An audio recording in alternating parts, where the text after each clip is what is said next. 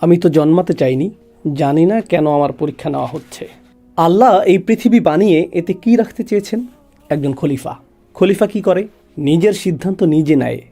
তারপর তিনি একটি পরীক্ষার কথা জানিয়েছিলেন, কিন্তু তোমাকে সঠিক সিদ্ধান্ত নেবার ইচ্ছা করতে হবে। যদিও তোমার ক্ষমতা ও সামর্থ্য আছে ভুল সিদ্ধান্ত নেবার, যদিও ভুল সিদ্ধান্তটি লোভনীয়, বারবার তোমাকে ডাকছে, তবুও তোমাকে সঠিক কাজ করতে হবে। আর সেই সামর্থ্য তোমার আছে।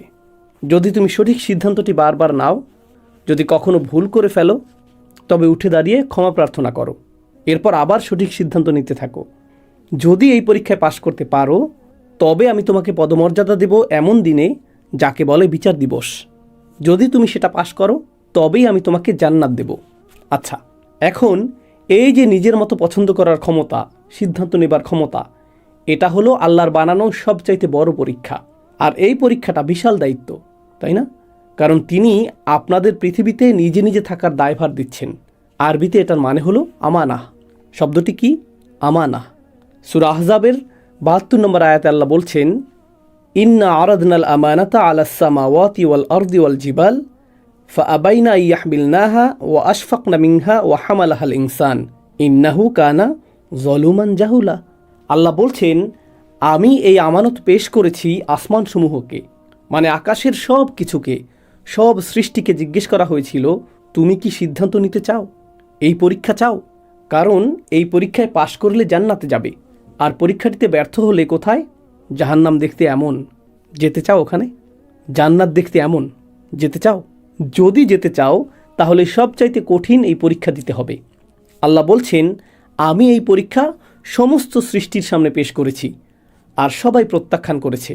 সবাই বলেছে, ইয়া আল্লাহ, যেমন আছি ভালো আছি, দরকার নেই, মনে হয় না এই ঝুঁকি নিতে পারবো, খুব ঝুঁকিপূর্ণ। এত ঝুঁকি, কারণ ফেল করলে কোথায় যেতে হবে? জাহান্নামে।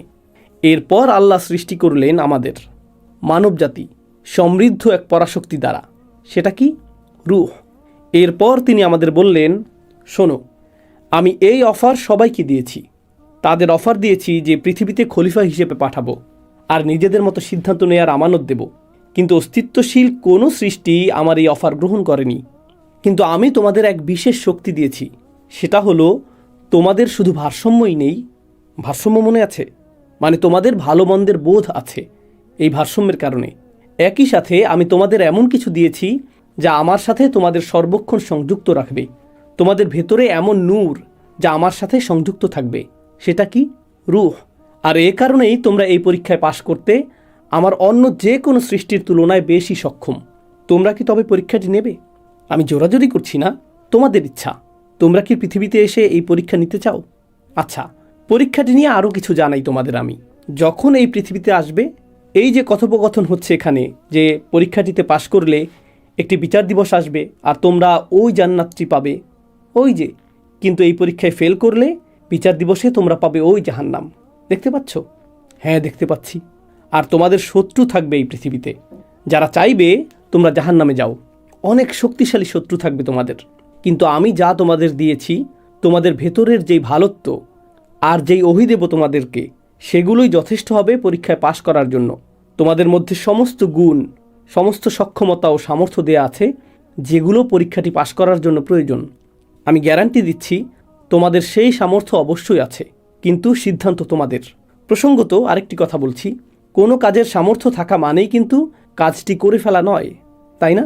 মেধাবী ছাত্র মানেই কি সে অনেক পড়াশোনা করে? না, বরং পড়াশোনা করার সিদ্ধান্তটা তাকে নিতে হয়, তাই না? আপনার সামর্থ্য আছে, তবে কাজটি করেননি।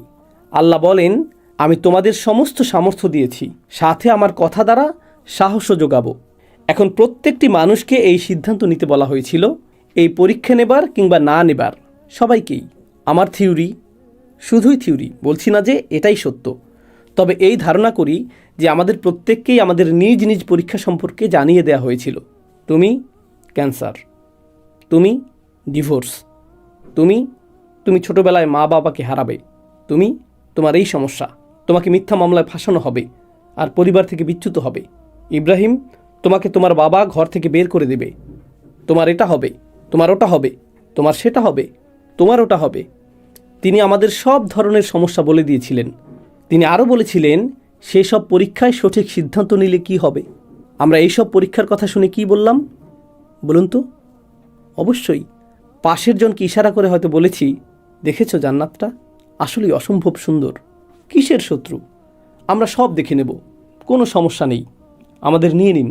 কোরআনে এসেছে ওয়াহামালাহাল ইনসান, মানুষ এই ভার বহন করতে তাড়াহুড়া করছিল, তিনি আমানত পেশ করলেন, আমরা নিয়ে নিলাম, আমরা সবাই গ্রহণ করলাম, সবাই নিজ ইচ্ছায়। কখনো শুনেছেন কাউকে বলতে, আমি তো জন্মাতে চাইনি, জানি না কেন আমার পরীক্ষা নেওয়া হচ্ছে? আরে আমি তো জান্নাত জাহান্নাম চাইনি। হ্যাঁ তুমি চেয়েছিলে, কোরআন অনুযায়ী তুমি চেয়েছিলে, আল্লাহ তোমাকে জিজ্ঞেস করেছিল এটা চাও। আমরা বলেছি হ্যাঁ আমরা আছি, অবশ্যই আছি, আল্লাহ তো আমাদের সামর্থ্য দিয়েছেনই, রূহ। সেখানে আপনি ছিলেন আর বলেছিলেন যেন উফ, জন্ম নিতে আর তর সইছে না, শুরু হয় না কেন?